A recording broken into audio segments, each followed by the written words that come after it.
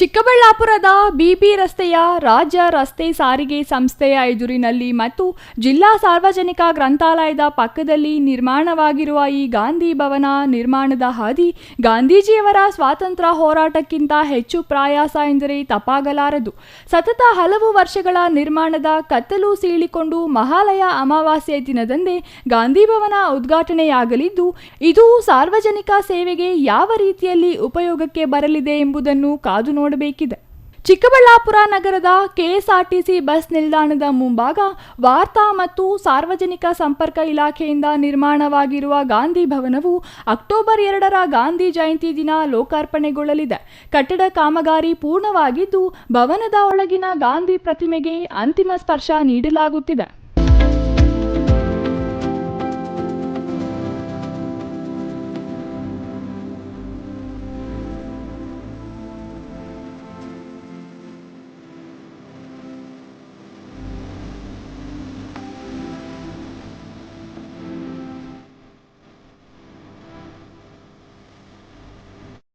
ಮುಂದಿನ ಪೀಳಿಗೆಗೆ ಮತ್ತು ಮಕ್ಕಳಿಗೆ ಗಾಂಧೀಜಿಯವರ ಬದುಕು, ಸ್ವಾತಂತ್ರ್ಯ ಹೋರಾಟ, ಸಾಮಾಜಿಕ ಹೋರಾಟ ಸೇರಿದಂತೆ ಅವರ ಜೀವನದ ವಿಚಾರಗಳನ್ನು ಅರಿಯಲು ಭವನ ನೆರವಾಗಲಿದೆ. ಭವನದಲ್ಲಿರುವ ಗಾಂಧಿಯವರ ಪ್ರತಿಮೆಗಳು, ಅವರ ಭಾವಚಿತ್ರಗಳು ಇಡೀ ಅವರ ಬದುಕನ್ನು ಕಣ್ಣು ಮುಂದೆ ತಂದು ನಿಲ್ಲಿಸುತ್ತವೆ. ಚಿಕ್ಕಬಳ್ಳಾಪುರದಲ್ಲಿ ನಿರ್ಮಾಣವಾಗಿರುವ ಗಾಂಧಿ ಭವನ ನಗರಕ್ಕೊಂದು ಮೆರುಗು ತರಲಿದೆ ಎಂದರೆ ಖಂಡಿತ ಅತಿಶಯವಲ್ಲ. ಗಾಂಧಿಯವರಿಗೆ ಸಂಬಂಧಿಸಿ ವಿಚಾರ ಸಂಕಿರಣಗಳು, ಕಾರ್ಯಾಗಾರಗಳು, ಶಿಬಿರಗಳನ್ನು ನಡೆಸಲು ಮತ್ತು ಅವರ ಬದುಕಿನ ಕುರಿತು ಮಕ್ಕಳಿಗೆ ಪಾಠ ಹೇಳಲು ಈ ಭವನ ನಿರ್ಮಿಸಿದಂತಿದೆ. ರಾಷ್ಟ್ರಪಿತ ಮಹಾತ್ಮ ಗಾಂಧೀಜಿಯವರು ತಾಲೂಕಿನ ಐತಿಹಾಸಿಕ ನಂದಿಗಿರಿ ಧಾಮಕ್ಕೆ 2 ಬಾರಿ ಭೇಟಿ ನೀಡಿದ್ದರು. ಆದರೆ ಜಿಲ್ಲೆಯ ಸಾಮಾನ್ಯ ಜನರು ಅವರು ಅಂದು ಭೇಟಿ ನೀಡಿದ್ದ ಚಿತ್ರಗಳನ್ನು ಕಣ್ತುಂಬಿಕೊಳ್ಳುವುದು ಕಷ್ಟ ಸಾಧ್ಯ. ಆದರೆ ಈಗ ನಗರದಲ್ಲಿ ನಿರ್ಮಾಣವಾಗಿರುವ ಗಾಂಧಿ ಭವನದಲ್ಲಿ ಕಾಲ್ನಡಿಗೆಯಲ್ಲಿ ನಂದಿ ಬೆಟ್ಟ ಇಳಿದ ಗಾಂಧೀಜಿ, ನಂದಿಗಿರಿ ಧಾಮದಲ್ಲಿ 2ನೇ ಬಾರಿಗೆ ಮಹಾತ್ಮ ಗಾಂಧೀಜಿ, ನಂದಿಗಿರಿ ಧಾಮದಲ್ಲಿ ವಿಶ್ರಮಿಸುತ್ತಿರುವ ಮಹಾತ್ಮ ಎನ್ನುವ ಚಿತ್ರಗಳು ಇವೆ. ಮಹಾತ್ಮರ ನಂದಿಗಿರಿಧಾಮ ಭೇಟಿಯ ಚಿತ್ರಗಳನ್ನು ಮರುಸೃಷ್ಟಿಸಲಾಗಿದೆ.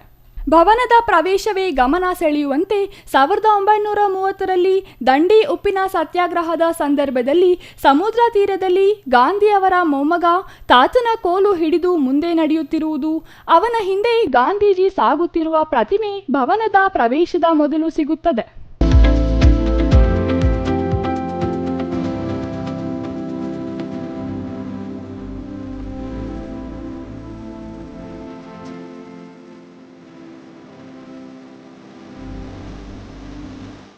ಇದರ ಪಕ್ಕದಲ್ಲಿಯೇ ಕೆಟ್ಟದನ್ನು ನೋಡಬಾರದು, ಕೆಟ್ಟದನ್ನು ಕೇಳಬಾರದು, ಕೆಟ್ಟದನ್ನು ಮಾತಾಡಬಾರದು ಎನ್ನುವ 3 ಕೋತಿಗಳು, ನಂತರ ಅಸ್ಪೃಶ್ಯತೆ ನಿವಾರಣೆ ಹೋರಾಟಕ್ಕೆ ರೂಪಕ ಎನ್ನುವಂತೆ ನಿರ್ಮಿಸಿರುವ ಮಗು ಮತ್ತು ಗಾಂಧಿ ಪ್ರತಿಮೆಗಳು ಕಾಣುತ್ತವೆ.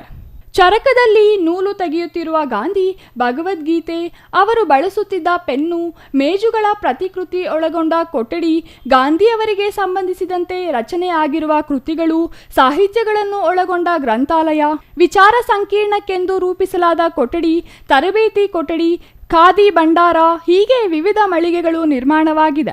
ಮುಖ್ಯವಾಗಿ ಗಮನ ಸೆಳೆಯುವುದು ಇಲ್ಲಿನ 100 ಚಿತ್ರಗಳು.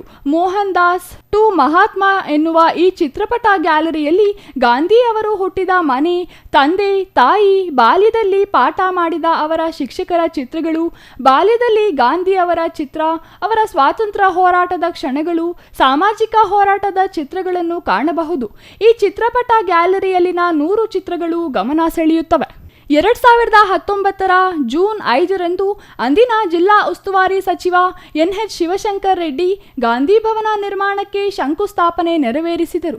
ಈಗ 2024ರ ಅಕ್ಟೋಬರ್ 2ರಂದು ಜಿಲ್ಲಾ ಉಸ್ತುವಾರಿ ಸಚಿವ ಡಾಕ್ಟರ್ ಎಂಸಿ ಸುಧಾಕರ್ ಭವನವನ್ನು ಲೋಕಾರ್ಪಣೆಗೊಳ್ಳಲಿದ್ದಾರೆ.